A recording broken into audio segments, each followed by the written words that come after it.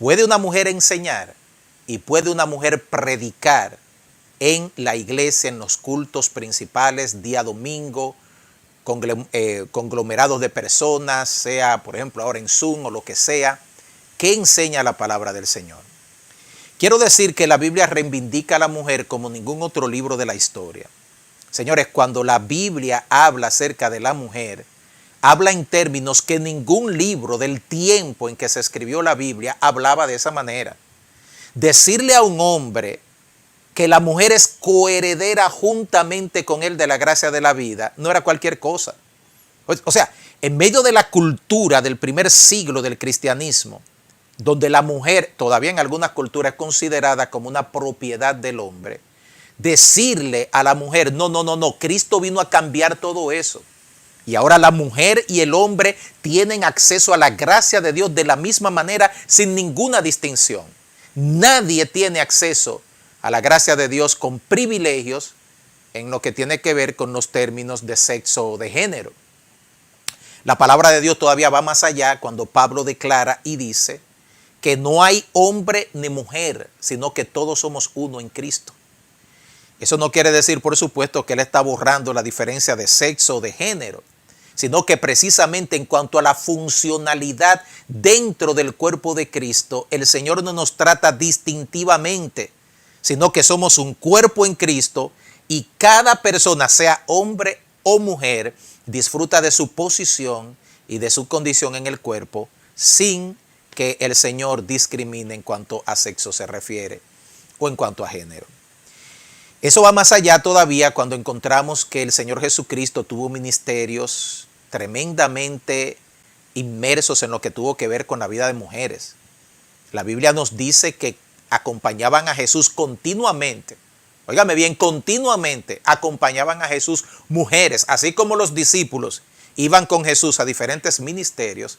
Los evangelios nos dicen que habían mujeres también que acompañaban a Jesús y siempre se menciona dentro de ellas a María Magdalena, por lo cual hay una teoría por ahí bastante absurda de que Jesús y María Magdalena tuvieron algún tipo de relación. Pero se menciona a María Magdalena como se mencionan a otras mujeres de la Biblia que acompañaron a Jesús en las misiones y que estuvieron con él acompañándolo en su ministerio. En otras palabras, Jesús hizo algo, señores, que ningún rabí lo hacía. O sea, los rabíes entendían, como se entendía en aquel tiempo, que el ministerio rabínico tenía que dirigirse primordialmente a los hombres y que las mujeres tenían que aprender a partir de sus maridos, a partir de los hombres, no andar con ellos para arriba y para abajo como andaba Jesús. De la misma manera, ustedes recuerdan lo que sucedió cuando la mujer adúltera fue llevada delante del Señor y llevaron a la mujer que cometió el adulterio, pero no llevaron al hombre. En otras palabras, ese sexismo, ese asunto de que el hombre tenía que tratársele con privilegios, todavía merodeaba aún a la luz y a los ojos de la gente que manejaba la ley en el tiempo de Jesús. Dice que fue sorprendida en el mismo acto del adulterio, Juan capítulo 8. O sea, si fue sorprendida en el mismo acto del adulterio, explíqueme, ahí había un hombre, entonces ¿por qué no traen al hombre?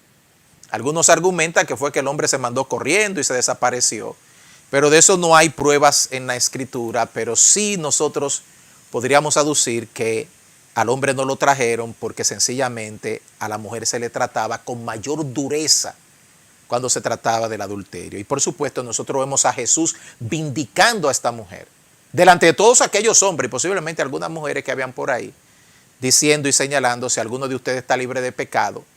Y algunos afirman, entre ellos yo afirmo, que Jesús dijo: si alguno de ustedes está libre del pecado de adulterio, si alguno de ustedes está libre de ese pecado, lance contra ella la primera piedra.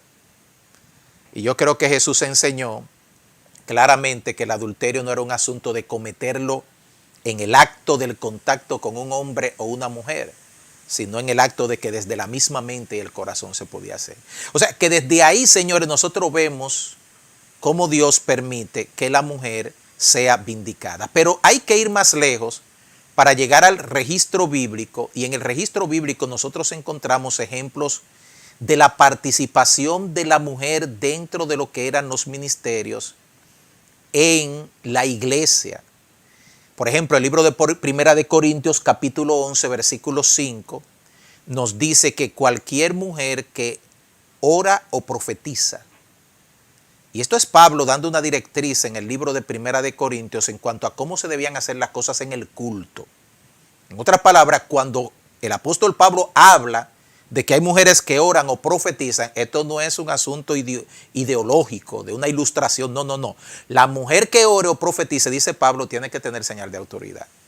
Pero Pablo no dice en esa declaración, si una mujer ora, que no profetice, porque yo no permito a la mujer enseñar. Yo no quiero que las mujeres enseñen, yo no quiero que las mujeres prediquen. Y la palabra profetizar, mis queridos hermanos, es una palabra de amplio espectro en la palabra del Señor. El libro de Efesios capítulo 4 nos habla de los ministerios cardinales de soporte de la iglesia y menciona en primer lugar los apóstoles. En segundo lugar menciona a los profetas. En tercer lugar menciona a los evangelistas y entonces menciona a los pastores y maestros, que es una sola palabra, pastor, maestro. Pero están en segundo lugar los profetas. Y dentro de esta categoría de profetas, aquí nos dice la palabra del Señor que había hermanas en Corinto que se paraban a profetizar. Pablo no las censura. Pablo no les dice, no hagan eso, que a ustedes no les pertenece eso, sino que les regula y le dice, lo tienen que hacer y cuando lo hagan, háganlo con señal de autoridad. Vamos más lejos para chequear en el caso de Hechos capítulo 21, 9, donde nos dice la palabra del Señor que las hijas de Felipe, nosotros conocemos a Felipe el evangelista, también diácono, se habla de él ampliamente en el capítulo 9 del libro de Hechos. Estas hijas de este evangelista prominente, de este diácono de la iglesia en Jerusalén, estas muchachas eran profetisas. Tenían un ministerio de profecía en la iglesia. Y nosotros volvemos a recalcar que el ministerio de profecía era un ministerio amplio dentro de la iglesia del Señor. Y que estas hermanas tenían que haber expuesto su profecía dentro de lo que era el culto y dentro de lo que era la demanda de un profeta en el tiempo en que estamos hablando. Yo creo que no podríamos sanamente decir que a las hijas de Felipe le dijeron, ustedes no pueden sino enseñar a las mujeres y a los niños. Porque hay una conclusión teológica en el día de hoy, y yo debo decir que nosotros, quiero decir yo, me crié bajo esa presunción de que la mujer puede enseñar niños, puede enseñar párvulos, varones, puede enseñar hasta adolescentes varones, pero no puede enseñar a hombres adultos. Sin embargo, yo creo que no sería sana teología asumir que a las hijas de Felipe le dijeron, miren, ustedes váyanse a enseñar a párvulos y váyanse a enseñar a mujeres porque el ministerio de ustedes tiene que estar relegado a esas dos áreas. Otro ejemplo en las Escrituras es el ejemplo de Aquila y Priscila, o Priscila y Aquila. Estos dos personajes, que eran un matrimonio, son mencionados por el apóstol Pablo como colaboradores de él.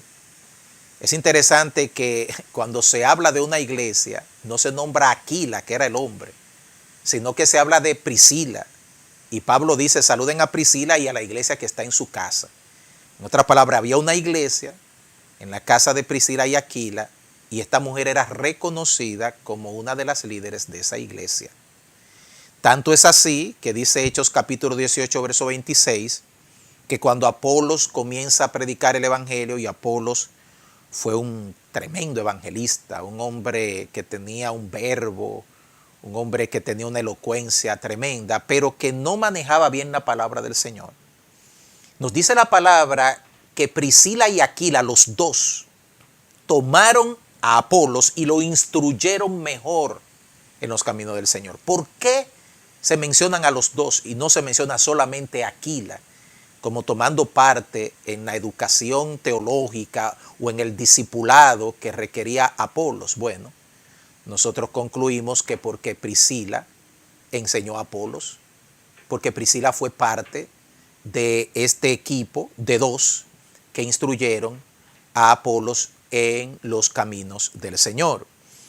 Y así abundan los ejemplos, señores, de la participación de la mujer en lo que es la iglesia del Señor.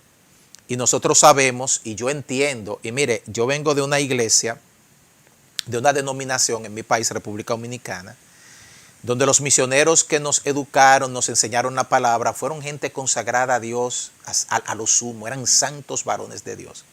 Eran gente apegada a la palabra, señores. Pero cuando llegamos al ministerio de la mujer, yo entiendo que no fue mala intención, ni mala interpretación de ellos de la Biblia a priori, o sea, con deseo de mal manejar la Biblia, sino que ellos se dejaron influenciar mucho por la cultura. ¿Cuál cultura? No la cultura del mundo, la cultura evangélica que nos trajeron los misioneros de aquel entonces, que también decía y enseñaba que la mujer no podía participar del culto. Inclusive algunos decían que la mujer no podía hablar ni expresarse, tomando algunos pasajes de la Escritura por los cabellos, y que la mujer tenía que estar en un silencio absoluto desde que comenzaba el culto hasta que terminaba. Hoy en día en muchas denominaciones las mujeres cantan, las mujeres enseñan, como dije, a los niños y a los adolescentes, las mujeres enseñan también mujeres, pero en el término amplio de lo que es enseñar a hombres, entonces aparece una dicotomía. Algunos dirían que la mujer puede dar conferencias siempre que no sean bíblicas.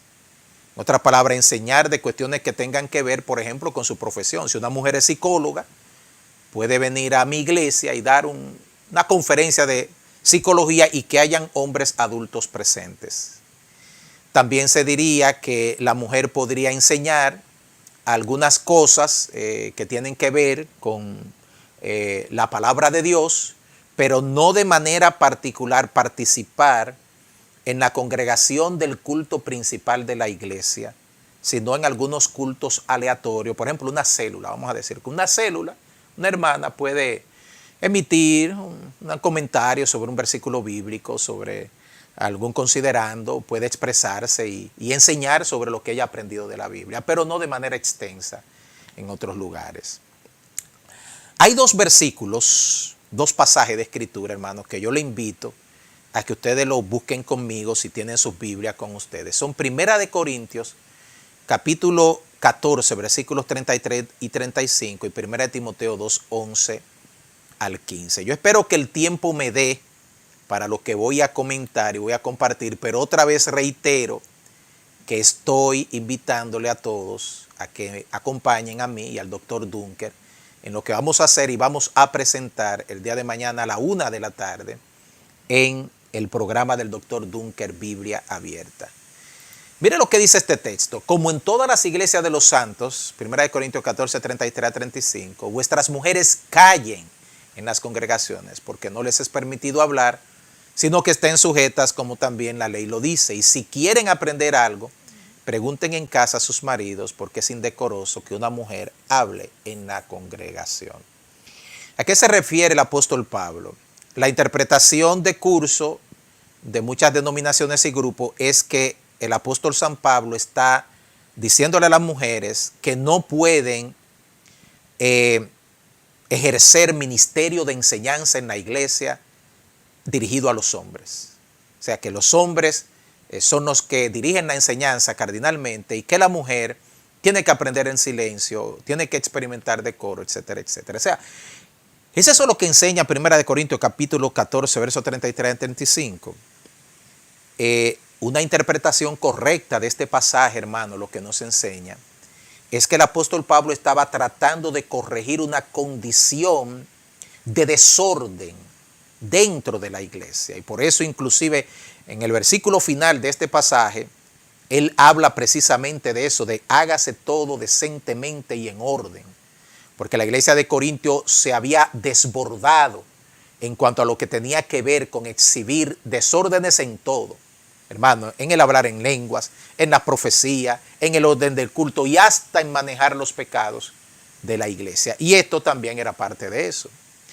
Parece ser que habían hermanas que a la hora del culto comenzaban a hablar, a cuchichear, o inclusive cuando la persona estaba enseñando la palabra, comenzaban a rebatir y a comentar, mira, yo no estoy de acuerdo, y qué es lo que te está diciendo. Por ponerlo, usted sabe un poquito más en el tiempo de nosotros.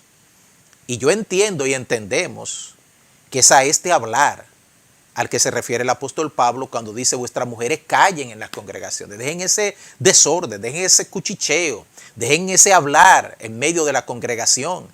Dice, porque no les es permitido hablar, sino que estén sujetas como también la ley lo dice. Y la palabra sujeción se utiliza aquí al igual y como se usa en el libro de Efesios, cuando la palabra del Señor dice que las mujeres tienen que estar sujetas a sus maridos, a sus propios maridos. Pero que se entienda que el principio de sujeción no es solamente sexista, o sea, no solamente tiene que ver con la mujer. La palabra del Señor dice, someteos unos a otros en el temor de Dios. Y la palabra griega que se utiliza en el libro de Efesios, capítulo 5, para dirigirse tanto al hombre como a la mujer, esa es la que se utiliza aquí también, upo. Quiere decir, sujétense, pero sujétense al orden. Mantengan el orden. Y dice aquí, si quieren aprender algo, pregunten en casa a sus maridos. Yo creo que en el siglo XXI en el que estamos, es sencillo y fácil entender que este texto está tratando de corregir un asunto que en la cultura de aquel tiempo el apóstol Pablo entendió que esta era la manera de corregirlo. O sea, en el día de hoy yo no creo que se procesa en ninguna congregación que si una mujer está en el culto, es la hora del estudio bíblico y ella tiene una pregunta, el pastor le dice, no, hermana, usted no puede preguntar. Si usted quiere saber algo, cuando usted llegue a la casa, pregúntele a su esposo. No, eso no procede. Pero en el caso extremo que estaba viviendo la iglesia de Corinto, el apóstol Pablo entendió que esta era la medida de controlar el desorden. Y más adelante dice, porque es indecoroso que una mujer hable en la congregación. Pero no solamente es indecoroso que una mujer cuchichee, hable o irrumpa el orden en un servicio. Es indecoroso que también el hombre lo haga. Por lo cual nosotros concluimos que si hubieran sido los hombres los que estaban sujetos a este asunto de, ¿verdad?, cuchicheo y asunto de meterse en lo que es evidentemente un desorden, el apóstol Pablo le hubiera dicho lo mismo. Es indecoroso que un hombre hable en medio de la congregación, es indecoroso para cualquiera. Pero en el caso que se está tratando, por supuesto, se apunta en este caso a la mujer. Ahora, el texto de Primera de Timoteo, capítulo 2, es un poquito más profundo y requiere un análisis y una consideración que va más allá de solamente leer lo que tenemos por delante.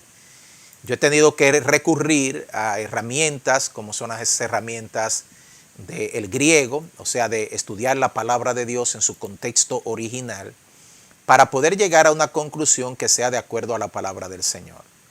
Este texto dice de la siguiente manera, la mujer aprenda en silencio con toda sujeción, porque no permito a la mujer enseñar ni ejercer dominio sobre el hombre, sino estar en silencio.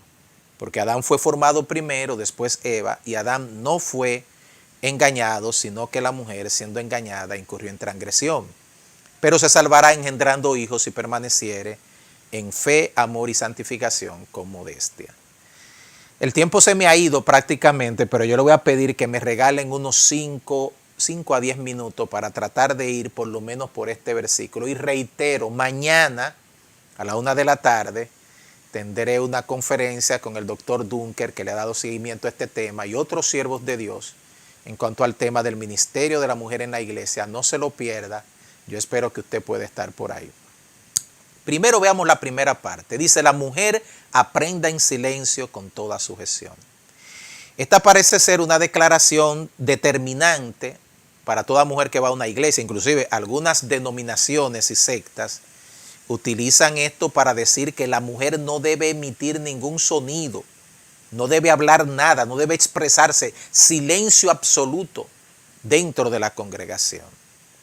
Pero es interesante que en el capítulo 2, versículo 2 de este pasaje que estamos tratando, dice la palabra del Señor que nosotros debemos orar para que vivamos quieta y reposadamente con toda piedad y honestidad. Y esa palabra que se tradujo reposadamente es la misma que se utiliza para cuando dice que la mujer aprenda en silencio, por lo cual entendemos que la traducción correcta de este pasaje es que la mujer aprenda sosegadamente, tranquilamente. No necesariamente que la mujer no hable, sino que se mantenga en un ambiente como el de Primera de Corintios capítulo 14, no cuchicheo, no levantarse, porque inclusive eso sucedía en aquel tiempo en el que mujeres se levantaban y al que estaba enseñando le decían, yo no estoy de acuerdo con eso, yo no estoy de acuerdo con eso. Y comenzaban un berenjenal, como dicen en mi país. Y Pablo dice, no, no, no, no, no, no, no. Sosegadamente, tranquilamente, usted tiene que aprender a estar en quietud mientras está dando la enseñanza de la palabra del Señor. Y eso es concomitante con eso. Ahora dice la palabra del Señor, porque no permito a la mujer enseñar ni ejercer dominio sobre el hombre. Esta palabra es muy importante cuando se trata del estudio que estamos tratando, porque cuando Pablo dice no permito a la mujer enseñar, él no está hablando como algo caprichoso, él está hablando utilizando su autoridad apostólica, como en otras partes él lo hizo en el libro de Gálatas, donde habló como que parece que es a título personal, pero él lo está hablando en nombre del Espíritu Santo también. Esta es palabra inspirada de Dios. No es algo aparte de Pablo, como un capricho de Pablo. No, no, no, no. Esto es pura palabra de Dios. Así que cuando Pablo dice, no permito a la mujer enseñar, es claro que es eso lo que quiere decir. No permito a la mujer enseñar. Pero tenemos que aprender a ver la palabra de Dios en todo su contexto, hermano. Él no solamente dice, no permito a la mujer enseñar, sino que dice, no permito a la mujer enseñar y ejercer dominio sobre el hombre. La palabra griega que se utiliza para enseñar es la palabra didaskos, que significa sencillamente dar una enseñanza, instruir. Pero la palabra que se utiliza para ejercer dominio es una palabra muy fuerte en el idioma griego. Y significa básicamente una persona que se levanta para subyugar a otra, para controlarla y para hacerlo por la fuerza. En otras palabras, estamos hablando de que Pablo dice, no permito que la mujer tome al hombre y lo subyugue. En una manera, vamos a decir, de esta palabra, una manera irrespetuosa. Algunos dicen que el hombre sí puede ejercer dominio sobre la mujer, pero la mujer no puede sobre el hombre. Mire, la palabra ejercer dominio aquí no es una palabra elegante. Es una palabra prácticamente de someter a otro a la fuerza. Y esa es la palabra que usa Pablo. Si los hombres hubieran estado en la misma condición de las mujeres, yo afirmo y sugiero que Pablo hubiera dicho de la misma manera, no permito al hombre subyugar a la mujer, no permito al hombre tomar a la mujer y ejercer dominio a la fuerza sobre ella. Y Pablo está corrigiendo lo que nosotros entendemos en otro pasaje de la Escritura, que es lo que es un desorden también que se da en el tiempo en que Timoteo es pastor. Por supuesto, yo no quiero ser dogmático en cuanto a esto y decir, esta es la única interpretación de este pasaje. Hay muchos hermanos que van a diferir de eso, pero quiero solamente compartir lo que a mi juicio, hermanos, es sana enseñanza de la Escritura. Si Pablo está diciendo no permito a la mujer enseñar, quiere decir no permito que la mujer tenga ningún ministerio de enseñanza en la iglesia sobre los hombres. Entonces habría que ir a Pablo y decirle, pero Pablo, cuando las mujeres profetizaban en Corinto, tú lo único que dijiste fue que tuvieran señal de autoridad, pero no dijiste que no profetizaran. Pablo se encontró con las hijas de Felipe que eran profetisas y la Biblia no nos dice que Pablo le dijo a esas hermanas, ustedes no pueden hacer eso, tienen que corregirse. Su ministerio es solamente para los niños y para los adolescentes, pero no para los hombres adultos. O sea que ahí hay que ver la palabra de Dios en todo su contexto e interpretar la palabra a la luz de toda la palabra de Dios. Y lo último, porque el tiempo no me da para más, es que dice Pablo que él no permite que la mujer enseñe y ejerza dominio, las dos cosas al mismo tiempo, sobre el hombre. La palabra andros es la que se utiliza para hombre. Y esta palabra es muy genérica en la palabra de Dios. En la mayoría de las ocasiones se traduce marido. Así lo traducen múltiples versículos de la Escritura. Pero también se traduce como varón. O sea, en el sentido genérico. No permito que la mujer ejerza dominio y que tampoco enseñe al varón. Y si uno fuera en justicia a aplicar este versículo bíblico como me lo enseñaron a mí, yo le tendría que decir a mis misioneros y hermanos que me enseñaron que entonces, de acuerdo al versículo, la mujer no debería enseñar a nadie que sea de género masculino, sea niño, sea adolescente o sea adulto hombre. Pero de una manera de interpretar la palabra que, ¿verdad?, uno lo tiene que ver a la luz de toda la palabra, los hermanos entendieron, no, al hombre adulto, al hombre grande, a los muchachos sí, pero al hombre grande no. ¿De dónde sale? Pues no sabemos, porque por lo menos el texto habla de andros, y andros significa de manera genérica al varón. Por lo cual yo concluyo diciendo que lo que Pablo está haciendo aquí es corrigiendo una situación en Corinto, Timoteo estaba en Creta, en la isla de Creta, posiblemente pastoreando, al igual y como sucedió en Corinto, está tratando de corregir una situación de desorden. Pablo aduce dos principios que son de la Escritura. Él dice que el hombre fue creado primero y que la mujer fue la que incurrió en transgresión. ¿Qué significa eso? No significa que el hombre sea mejor que la mujer. No significa que el hombre es primero y la mujer segundo. No significa que el hombre es superior y la mujer inferior. Significa sencillamente que Dios quiere que la mujer tome como punto de referencia el hecho del orden en cómo Dios ha hecho las cosas para que respete al hombre. En otra palabra, mujer, no irrespetes a una persona que enseña la palabra, o sea, contradiciendo y tratando de enseñarle y tratando de controlarlo, porque él fue creado primero, no fuiste tú. Y la otra, no lo hagas porque también tú incurriste en transgresión y no fue el hombre. O sea, Pablo no está enseñando superioridad e inferioridad. Pablo está diciendo, tomen esto como punto de referencia, mujeres, al momento de dirigirse al hombre para que lo hagan con respeto. Lo mismo le dice a los hombres en el libro de Primera de Corintios cuando les habla de que la mujer es la que concibe al varón. Y le dice a los hombres, hombres, recuerden que ustedes son hijos de mujeres. Y cuando dice esto, no está diciendo la mujer es superior porque la mujer es la que da luz. No, está diciendo toma eso como punto de referencia para que respetes, para que valores a la mujer en toda su dimensión. Otra vez les digo que estos son pasajes bien controversiales en la Biblia y que van a seguir siendo controversiales por mucho tiempo. Yo respeto a todos los hermanos y hermanas que fieles a la palabra han estudiado estos versículos y concluyen de otra manera. Pero lo que les he querido presentar en esta ocasión creo que es una conclusión válida a partir de las Escrituras. Que la mujer enseñe, que la mujer predique, que la mujer profetice, es parte de las cosas que el libro de Dios, la palabra del Señor, nos dice que las mujeres hacían y que estos versículos no entran en contradicción ni oscurecen lo que la palabra del Señor enseña sobre el ministerio de la mujer. Que Dios bendiga a todas las mujeres. ¿Cuántas dicen amén? Y que Dios les ayude a ustedes, mis queridas hermanas, a ser eficientes en todo lo que hagan para la gloria de Dios. El día de mañana nosotros vamos a hablar en el programa del Dr. Dunker acerca de si la mujer puede ser pastora. Y ese es otro tema. Ese es otro tema que lo vamos a tratar mañana a la 1 de la tarde en el programa del Dr. Dunker. Les prometo que tendremos algo de eso aquí también en este espacio, porque como dije, estamos compartiendo con el doctor José Rafael Dunker lo que tiene que ver con este tema, el ministerio de la mujer en la iglesia. Bueno, no tengo comentarios, no tengo preguntas. O se entendió todo o no me entendieron nada.